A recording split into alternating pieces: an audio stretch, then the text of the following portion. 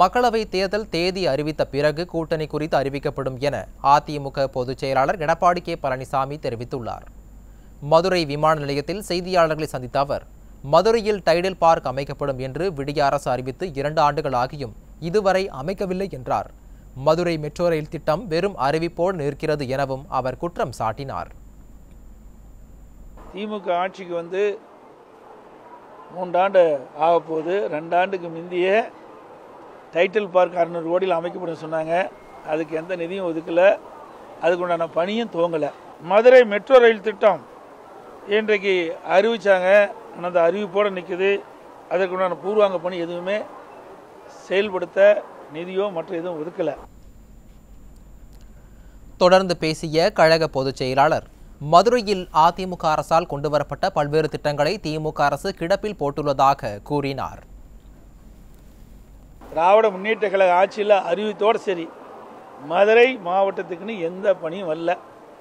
இதுதான் யதார்த்த நிலைமை. தொடர்ந்து பேசிய அவர், மக்களவை தேர்தல் தேதி அறிவித்த பின்னர் கூட்டணி குறித்து அறிவிக்கப்படும் என்றார்.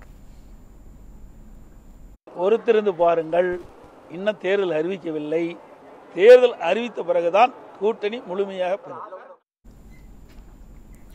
ஒரே நாடு ஒரே தேர்தல் விவகாரத்தில் அதிமுக ஒரே நிலைப்பாட்டுடன் உள்ளது என எதிர்க்கட்சித் தலைவர் எடப்பாடி கே பழனிசாமி விளக்கம் அளித்தார்.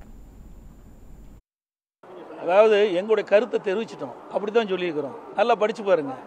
அனைத்து இந்திய அண்ணா திராவிட முன்னேற்றத்துடைய கருத்து, எங்களுடைய கருத்து, எங்களுடைய கொள்கைப்படி இதெல்லாம் இருந்தால் நாங்கள் ஏற்றுக்கணும் தான் சொல்லியிருக்கிறோம். அன்றைக்கு அப்படித்தான் சொன்னோம், இன்றைக்கு அப்படித்தான் சொன்னோம்.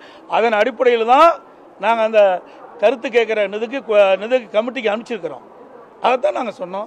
எங்களுடைய அனைத்து இந்திய அண்ணா திராவிடமுடைய கருத்துக்களை ஏற்றுக்கொண்டால், என்னென்ன கருத்துன்னு சொல்லி அதை ஏற்றுக்கொண்டால் நாங்கள் ஆதரிப்போம், இல்லைன்னா நிராகரிப்போம்.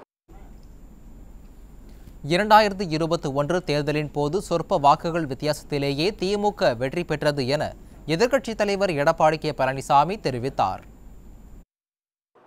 நாமக்கல்ல 15,400 தான் குறைவு, கள்ளக்குறிச்சியில் 20,000 தான் குறைவு, வேலூர்ல 27,000 தான் குறைவு.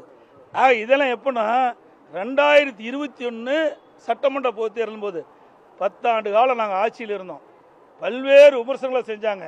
520 அறிவிப்புகளை திராவிட முன்னேற்ற கழகத்தின் சார்பாக திராவிட முன்னேற்ற கழக தலைவர் கவர்ச்சிகரமாக அறிவிச்சாங்க. அதை நம்பி ஓட்டு போட்டாங்க.